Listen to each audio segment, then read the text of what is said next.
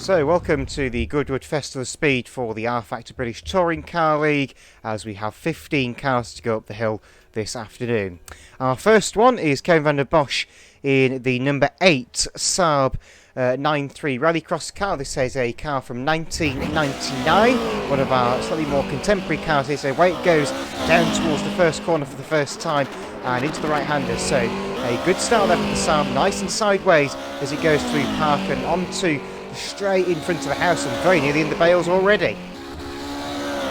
Yep, very quick run. This car, four-wheel drive rallycross car, quick acceleration up into Malcolm now, the hardest corner on the circuit, bar one, as he's sideways through there, getting close to hay bales as we head up towards the flint wall. Yeah, through the flint wall, there he goes right, there he goes left. That was millimetres to spare for the Saab there as it makes its way up into the final section of the course, through the right-hander, up towards the final corner. He's in front of the grandstand as they make their way around the final bend. Oh, he's kissed the wall on the exit and across the line, but I think that will be a time disallowed due to contact with the wall. Yep, wall contact does mean you get a disallowed time, but you are allowed to run again if it's not a massive accident. So we see so he'll be able to go again. We've got the Volkswagen IDR now sitting on the grid waiting to go. He'll get the go ahead from the marshals in a minute. This is what I should point out is our only electric car here today, and away it goes, car number 94, the Volkswagen IDR, driven by John Smith into the first corner. This car, in theory, should be the quickest car up this course, provided it can be kept on the course, but it's around the first section.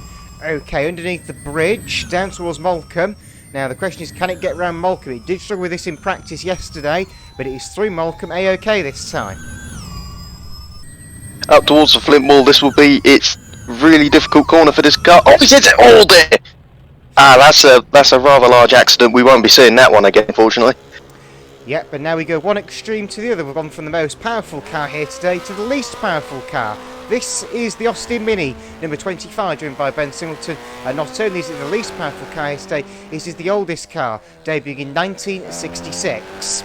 So around the first corner it goes the first time. Now this car is by no means going to be the quickest car up this hill today, but it will probably be the one that's pushed the hardest. So only 1275cc engine in this little machine as it makes it up towards Molecombe, and as we can see, the Mini so far has kept it on the straight and narrow. Yeah, very small car, so that will help with keeping it away from the walls. Yeah, like I said, oldest car here, but it doesn't mean it will be the least exciting. It's normally the most fun car to watch. We saw that in practice earlier. As we go through the flint wall now, car almost trying to step out with front wheel drive to keep the foot in. He'll keep it playing as we head up towards the near the end of the course, around the long right hander. Quite a difficult corner. It tightens on exit, straighten up towards the last corner. Yep, coming into the final corner now is the little Austin Mini. So around the final bend, nice and tight, trigger flag at the ready for it, and across the line for the Mini, number 25. It goes with a time. The Mini, number 25, gets a time of 1 minute 5.650. Next up is the first of the reruns. This is the rerun for the Saab rally car, the 9.3. And we'll see if we can get a better run this second time. Away it goes. The insane acceleration of that rallycross car is absolutely superb. As with any rally car, they're geared very shortly, so the launch from these cars is something special.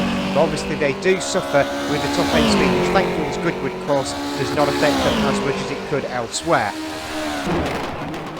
Yep, four-wheel drive, this is his rerun, so his first time will be disallowed, so whatever he does on this run will be his end result. So as we head up towards Flint Wall, Kevin giving it everything he can, a multiple touring car champion. Oh, he's hit the wall, he's gone in the same place as the IDR. Oh no, well that's game over for the Saab, I'm afraid. Oh, here we are, we have a 80s LMP car. Yes, the Lancia is up next. This is the Lancia Lc2, a car built in 1984, so our oldest car in the endurance category here today. There's 4 endurance category cars. This is the oldest of the 4 of them. This is car number 4, the Martini livery machine. It's around the first bend okay. Obviously, this car will be very, very powerful indeed, and obviously the drivers have to be very, very careful with this sort of machinery just to keep them on the track. Into Molecombe it comes, and it's run a little bit wide, but just avoided the bales, so the LC2 makes it up to the flint wall, Owen. Yes, it will be very difficult for this car because if you don't get up over 70 miles an hour, the front downforce does not work and the car has no front end. But it seems to have kept it on the racing service at the moment. into the second last corner, up a little straight, should be able to keep it pinned as we go across the line in a minute, building up speed, almost up to 160 miles an hour as you cross the line now, and that is a time of 51.544, so our fastest time of the day. Right, next up is car number 15, the first of our open wheel cars. This is Halil Sahin in the number 15 Reynard 92D Judd from 1992. I believe, if I'm right in saying, this is a Formula 3000 car, if I'm right in saying. Yes, it is a Formula 3000 car. Formula 3000 in the 80s and 90s deemed to be the last stepping stone towards Formula 1. The Reynard 92D, a very successful car. Most of the teams used it in 1992, as he's taking it rather cautiously, but there's no need to rush. He's in an open wheel car. One mistake in these, it will be game over. Yes, into Molecombe it comes. The car has stayed on the track so far. Halil Sahin, of course, our only Turkish driver here today. We've got drivers from only in Europe here today, but not coming from very many countries within. But through he comes into the second class corner, long sweeping right-hander. We've seen a few cars have issues in practice. I think he just narrowly avoided the wall on the inside, into the final bend, run up to the line for the Judd. It is going to be, check the flag anyway, across the line, and the Judd is going to get a time on the board, if I can find it, of a 53.769. Next up is Pure Americana, next with car number 12. This is Kevin Vanderbosh in the 2019 Ford Mustang NASCAR. Up to the first corner he goes, a big Brutus Chevrolet V8 engine powering this machine as it makes its way around the first corner. This car, of course, many of you will joke, cannot make right-hand bends. It can, because it does race on the road courses at Sonoma and Watkins Glen. But into Molecombe it comes, and so far going, this NASCAR's been pretty rapid, as you would expect. It's actually very quick. I don't think many people. Oh, close to the wall, close to the edge, through the flip wall. He's giving it everything. A big, massive V8 motor, giving everything it can, up to 700 horsepower as we head towards the final corner. This could be our fastest run. Let's find out as we head towards the finish line, or finish line even now. And that, yes, our fastest time so far, 42.62. Right, next up is the Porsche Carrera Cup Car, the Porsche Carrera Super Cup Car from 2007, been driven by John Smith, the number 8 entry in the endurance class. He already hit the wall at turn 1, which is already the time disallowed, but he seems to be carrying on regardless. So the Porsche makes its way towards Molecombe on what is a run that isn't even timed at this stage, but I think he's just trying to get a practice run in case the car is allowed a rerun, and well, it's going to need one now. So that's not gone well for the Porsche. He'll be allowed to go again, considering his time was disallowed before the accident, so he'll be allowed to go again. Anyway, now here we are. This is a more up your street. This one, Ben, is a oval track legend car. Yes, this is one of the legends. These cars, of course, run both the ovals and the circuits in the UK. They were imported to the country in 1997 to act as a support formula for the Euro car series here in the UK, and they debuted in America in 1992. These machines only have Suzuki Hayabusa motorcycle engines in them, but as they weigh almost nothing, they are very, very quick indeed. It's through Molecombe OK, at least, the 7-Up car, number 75, up towards the flip wall. This car is on the smallest cars here today, but it is a little bit twitchy, so unlike the Mini you saw earlier, it may be small, but you can't be quite as brave with it, and it will bite you if you go a little bit too far over the edge. But he's into the second last corner, heading up towards the line now, Owen. Yep, last corner to go. It's been quite an impressive run so far. A lot of very near misses, especially around Flint Wall, where that is yeah, anyway, he crosses the line, and that is a 1 minute and 3.8 as we see the Super Cup Porsche head the way up for its rerun. Yes, into towards the first corner comes the Porsche. He's got around the first bend this time, which is more progress than its previous run. This car would have been seen on the likes of the touring car support bill in the mid to late 2000s. Obviously, the Porsche Carrera Cup has indeed moved on to more recent cars, and that's already in the wall again at Molecombe. So again, Owen, the Porsche really struggling. Well, he won't be allowed any more attempts now. He's had his 2, and unfortunately that will be a no time on the board for the Carrera Cup car does seem to be a difficult car, suffering with a bit of understeer, but with the engine behind the rear axles, the rear engine Porsche, remember, it will be difficult to get the heat in the front tyres, especially going from cold off the line. Now here's something completely different. This is pretty interesting. Yes, this is Kevin Vanderbosh in the Chevrolet Dirt Oval pickup truck. Here we go. Watch this for a spectacle. He's already decided off the line because the car is staggered to turn left, because that's all it would ever do in the American oval racing series it was part of. But just look at that, completely sideways. It's not going to be quick, this car, by any means. But it's not car control, it's not truck control. It is control, because Kevin can keep these cars on the straight and narrow like nobody else I've ever seen in rFactor. Into Molecombe, watch out at Molecombe, this thing's going to be completely crossed up.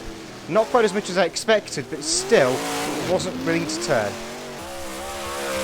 It looks a handful as it heads up towards the Flint wall. Will it come unstuck here? Taking it very slow, very wisely. But no contact at all.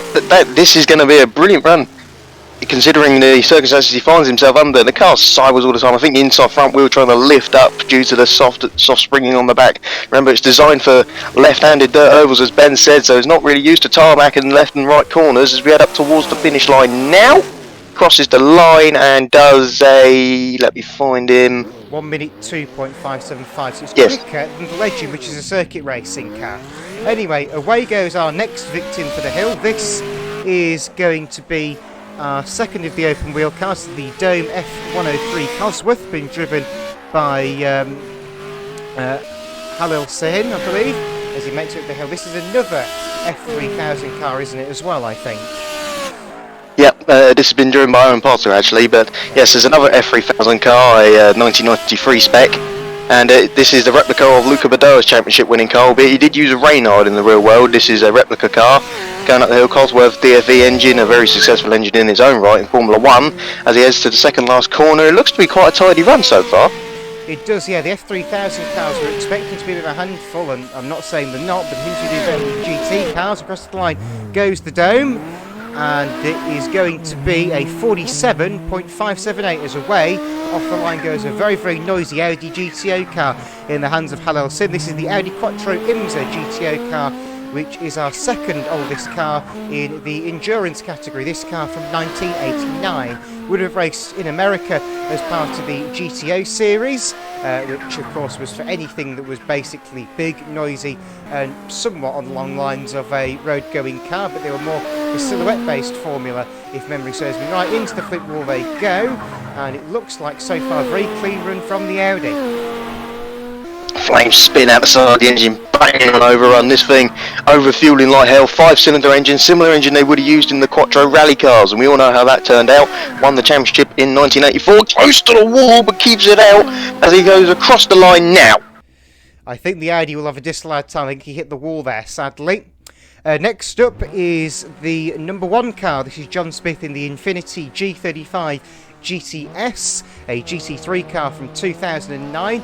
Not a very remembered GT3 car, very obscure model, I think you'll find. Yeah, I don't quite like the look of it. It's not very well remembered. Infiniti obviously still do continue in GT3 with a up-to-date version, but this one was sort of their break into GT3 racing, if you would like, as he heads up towards Molecombe now. Will he be able to keep it on the road? John Smith's having a bit of an issue with his cars he's taken up the hill so far, but this seems to be his best run yet. I didn't say the flip wall. It did, sorry, not the flip wall. Molecombe, it did try and step out through the flip wall. He has got through the flip wall fairly cleanly. So the Infiniti just making its way up the hill now. Oh, it's clipped the wall on the exit of the second to last corner there. So unfortunately, that's another disqualification. But the Infiniti will finish its run relatively unscathed, thankfully. Yeah, we're able to go again. As we see, the rerun of the Quattro did in fact hit the wall on the second last corner. Second last corner, like I said, tightens up on exit, so it is a really tough corner. It's been catching many cars out. Ooh, don't go straight on there, that would have been embarrassing. So as he carries on now, on past the house, as he heads straight up towards Molecombe. Yeah, towards Molecombe comes the Audi Quattro. You can hear it before you see it, and there you go, some more flames spitting out the exhaust as previously mentioned on its initial run. He's heading up towards the flip wall now, and so far Again, this run not quite as clean the previous one. It was a bit squirrely in the first sector, but it seems to be coming good now as it makes it up into the closing stages of the hill. But so far, this looks like it could be a quick time. Will it beat the Lancia in its class, I wonder? Up to the line it comes. Checkered flag at the ready for it, and across the line comes the Audi Quattro. And that car, a 51.984, so 0.4 of a second off the LC2, which currently leads its class, as the Infiniti goes away again for its rerun. It's rerun now. Can he keep it out the wall this time? He got closed last time, second last corner again as he comes towards, heading towards the house now. Oh no, he's lost it! Oh dear, that's a rather large spin. He's hit the wall, and unfortunately that's his last run of the day and the last time we'll see that car. So no time for the Infiniti as we see a 1993 Vauxhall Cavalier sitting on the grid. It might be 94. It is 1993, this car, according to the entry list. So away goes the Vauxhall Cavalier, number 80, the Roy Goodman car that raced in 1993. It was a car that was part of the Independent Championship, not a works-backed Vauxhall Cavalier, as you can see from the Ascom livery on the car, but making its way down towards Molecombe for its initial run. Whether it will need another one is a different question. So into the braking zone. So this car, again, just a 2-litre 4-cylinder engine. This was at the height of the Super Touring era, this car, when the cars were very, very closely matched. Into the flint wall it goes. A little bit careful, I think, through the flint wall, just trying to get a time posted for this machine. As we've seen, this is actually one of the more newer cars, believe it or not, despite being from the mid-1990s. Up towards the line, and we'll see what time he gets so in. Oh, that was close, sideways. Never seen a front-wheel drive car slide so much, but if you lift off, the lift-off oversteer does bite you. He finishes the run all nice and clean in 55.991 seconds. So I think that tops the time of the touring cars at the moment, because the only other car in his class was the Austin Mini. But saying that, here comes his competitor in the Mercedes C80 DTM car. Now DTM was basically super touring on steroids, 4-wheel drive, big V8s, the lot. This has got a V8 in it as he heads towards Malcolm now under the bridge. He's taking it quite cautiously, but DTM in the 90s was something to behold. It really was. Up towards Molecombe comes the Merc. This is our only Mercedes here today, believe it or not. I know it's hard to believe, but it is. So it makes it up the hill. Then this car, of course, probably one of the most famous DTM cars of all time. The Mercedes team have been with DTM for years, but DTM these days has morphed more into a GT3 championship, with the Group 1 cars, as they were known, now been withdrawn. Obviously this is a Group A car, which would have raced in the DTM series at the time, but coming to the line then comes the DTM machine. Across the line it comes, and it is going to be a time of, where is the DTM car on my list? A time of 56.355. So that was the result given for the DTM car, and that is all the runs that we have to show. We do also have a Formula 1 car that went up the hill, but due to technical difficulties we were unable to show you that because for some reason it didn't play ball with the game. But I can tell you the McLaren Honda MP4-6 did a 39.987, which blitzed the second place car, the Ford Mustang, by just under 3 seconds. Yeah, the McLaren Honda was expected to be the fastest car here. It's a shame the IDR never got his run, because that could have been the direct competitor for it. Even though in different class, they still compete overall. It's a shame we didn't get the run on film, as that Honda V12 sounded beautiful as it went up the hill. Right, so I think we'll just run through the results of the cars that we did get up the run. So we've got 12 cars that completed runs for you. So first place was the McLaren Honda MP4-6, 39.987. Second, Ford Mustang NASCAR, 42.968. Third was the Dome F103 Cosworth, that was a 47.578. Fourth was the Lancia Lc2, 51.544. Then fifth place was the Audi Quattro Imsa GTO, 51.984. Sixth was the Reynard D92D Judd, 53.769. Seventh was the Vauxhall Cavalier Touring Car, that was 55.991. Then eighth position was the Mercedes C180 DTM car, that was a 56.355. Ninth was the Chevrolet Dirtover pickup, a 1 minute 2.575. Then 11th was the Austin Mini Cooper, that was a 1 minute 5.650, and then the Porsche Carrera Cup Super Cup was 12th, but it did not get a timing, but it did finish its run, unlike the other cars that are on the list that all had accidents before they got to the end of the line. So that rounds out the full results, and Owen, you should be able to give us the class winners. Yeah, so class winners, open wheel class, that's for the open wheel cars. The fastest was the McLaren Honda with that 39-second run. Then the 103 Dome Cosworth Beddoe car in second place. Then in third place, the last of the open wheel cars, was the Reynard 92D Judd. Touring cars, the class results. The fastest was the Super Touring Vauxhall Cavalier, ahead of the Mercedes C80 DTM. And then the Austin Mini Cooper a few seconds behind, but by God was it entertaining. Endurance class, our second most subscribed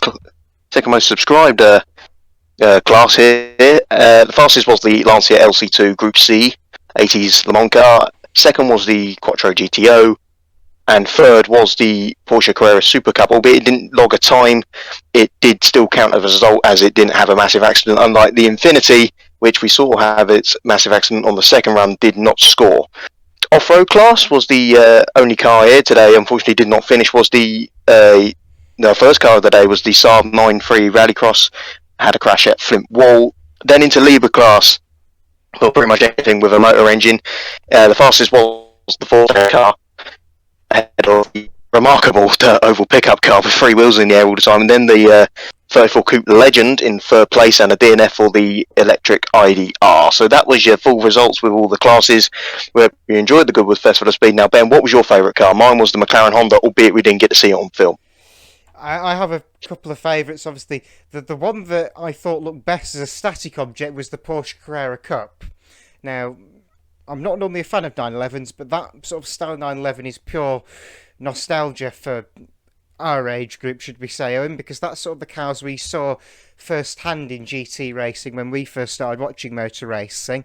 But for me, I have to admit, personal favourites for me would be probably the Lancia Lc2. That car sounded superb. Its run maybe wasn't as quick as it could have been because of the car's limitations and the fact that the course didn't suit the car to its greatest. Obviously, as you say, it's a Le Mans car. It's designed for the Circuit de la South, not somebody's back garden in Hampshire. So it was an interesting run to see, and I think some of the endurance cars we had here today were something special and cars that you wouldn't expect to see on a hill climb. Yeah, a brilliant variety of cars, which is all which Goodwood is all about. It's a rolling motor show, basically. It's like every form of motor vehicle here and around the place, and not necessarily going up the hill. Obviously, on rFactor, we don't quite have the festival atmosphere you do get in the paddock, but if you've ever been to the Festival of Speed, you know what I'm on about. So yeah, different variety of cars going up the hill. It was a brilliant event to participate in, and I hope you all enjoyed it, really. Yes, and I will apologise now for the sort of lack of the off-road class cars, unfortunately. We did only get the one of them. We were hoping to have two of them, as there was rumours of a Mark II Escort being run, but unfortunately that never came to fruition. But credit where credit's due to Kevin Vanderbosh for running the Rallycross Saab. We weren't expecting to see a Saab out there, I don't think. But yeah, other than that, all the other classes, I think, Owen, were admirably subscribed to. Yeah. At least three cars in each was enough to make it stiff composition, and then yeah, like you said, unfortunately the off-road class did lack in numbers a little bit, albeit there was talks of, like you said, a Mark II Escort, and there was a decision of the drivers not to take a Lancia Delta up the hill, but that's how it went, and yeah, it was good to see 15 different cars head up the hill. Yep, exactly. But as far as we're concerned, that rounds out the inaugural rFactor British Touring Car League hill climb competition. Whether more will come in the future remain to find out. Hopefully there will be more in the future, because I've already got 3 cars lined up I want to take up the hill. Yes, that will round out everything here at Goodwood. And on behalf of myself, the league, and Owen Potter, thank you very much for your time, and we'll see you again very soon. Goodbye. Goodbye.